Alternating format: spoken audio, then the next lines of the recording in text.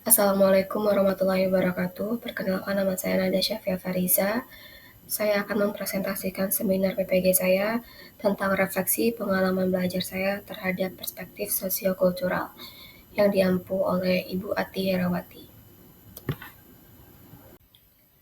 Review dan refleksi pembelajaran kali ini saya ambil dari topik 5, yaitu tentang pendekatan, strategi, metode, dan teknik pembelajaran yang diterapkan sebagai scaffolding pada CPD atau Zone Proximal Development.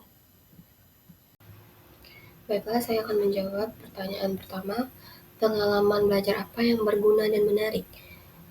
Pengalaman belajar yang berguna dan menarik bagi saya adalah ruang kolaborasi pada topik 5. Di segmen ini, saya mendapatkan kelompok speaking, jadi di sini saya menceritakan tentang penerapan scaffolding pada ZPD tentang kemampuan speaking.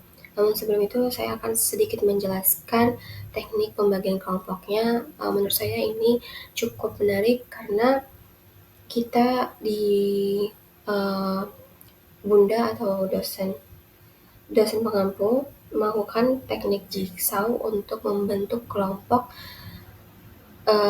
Jadi setiap kelompok itu terdiri dari 4 orang yang setiap anggota memiliki English skill masing-masing, yaitu ada listening, speaking, reading, dan writing. Setelah dibentuk kelompok dasar itu dari teknik jigsaw, kemudian diberikan pertanyaan-pertanyaan.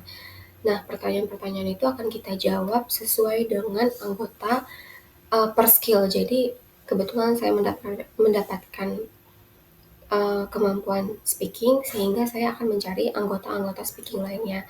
Nah, pertanyaan-pertanyaan tersebut kita buatlah presentasi. Kemudian dari teknik penerapan scaffolding di teknik speaking itu terdapat modeling, imitating, removing, dan achieving. Jadi menurut saya ini menarik. Selain teknik speaking, saya bisa mengetahui juga teknik dari scaffolding pada English skill lainnya. Pengalaman belajar apa yang berguna tapi kurang menarik bagi saya? Semua pembelajaran di setiap segmen atau setiap alur merdeka itu sangat berguna. Namun ada salah satu segmen yang menurut saya ini bisa kita terapkan secara langsung, yaitu elaborasi pemahaman. Kenapa menurut saya kurang menarik? Ini sangat berguna karena setelah adanya kita presentasi, kita melakukan diskusi. Namun sayangnya di elaborasi pemahaman ini kita hanya membagi pertanyaan kita melalui LMS, namun tidak ada diskusi antar anggota atau di luar anggota, sehingga menurut saya pertanyaan-pertanyaan tersebut tidak sepenuhnya terjawab. Pertanyaan diskusi atau setelah presentasi itu menurut saya itu sangat berguna. Cuman sangat disayangkan kalau di elaborasi pemahaman ini tidak adanya diskusi yang aktif. Selanjutnya, pengalaman belajar apa yang menarik tetapi kurang berguna?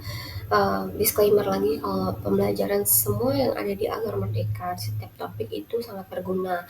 Namun mungkin saya sedikit mention di sini adalah aksi nyata, karena menurut saya ini hanya merefleksikan pengetahuan saya terhadap penerapan scaffolding. Sayang sekali pada aksi nyata ini belum bisa saya implementasikan waktu itu pada PPL, sehingga hanya tanya jawab saja. Pengalaman belajar apa yang tidak menarik dan tidak berguna dalam konteks sebagai calon guru? Sebagai mahasiswa PPG calon guru, menurut saya semua mata pelajaran dan semua alur merdeka ini sangat menarik dan berguna untuk saya memahami segala materi yang ada. Baik, saya akan menjelaskan sedikit refleksi pembelajaran pengalaman saya dalam scaffolding ini. Yang pertama ialah saya mendapat pengalaman baru bahwa scaffolding pada ZPD dapat dilakukan dengan cara memodifikasi pendekatan, strategi, metode, dan teknik pembelajaran, seperti contoh yang ada di ruang kolaborasi yang menggunakan teknik jigsaw tadi. Kemudian Pendekatan strategi metode dan teknik pembelajaran dapat diterapkan sebagai scaffolding pada ZPD peserta didik. Scaffolding sendiri memiliki tujuan di mana diharapkan ke depannya siswa akan dapat melakukan sesuatu secara mandiri. Berikut artefak pembelajaran pada topik 5. Yang pertama ada koneksi antar materi. Di sini saya mengkaitkan scaffolding ZPD dengan perspektif sosial, budaya, dan ekonomi. Kemudian di ruang kolaborasi ini merupakan artefak atau bukti di mana saya dan tim membuat penerapan atau strategi scaffolding yang ada di speaking. Kemudian yang terakhir itu adalah artefak aksi nyata. Di sini saya merefleksikan diri saya dan pengetahuan saya terhadap scaffolding. Mengapa artefak-artefak ini yang saya pilih? Karena ini sangat penting untuk mengetahui kaitannya scaffolding dengan sosial, budaya, ekonomi terhadap peserta didik, kemudian bagaimana penerapan scaffolding tersebut, dan merefleksikan diri saya terhadap pemahaman scaffolding yang akan saya implementasikan pada pembelajaran nanti. Perubahan apa yang akan saya lakukan? Yang pasti saya akan menerapkan scaffolding atau pada ZPD ini dalam pembelajaran seperti membantu atau memberikan bimbingan awal yang intensif, kemudian saya akan mengurangi bantuan secara perlahan, dan saya akan memperbanyak melakukan pembagian kelompok dengan berbagai macam teknik atau metode sehingga pembelajaran lebih interaktif dan inovatif.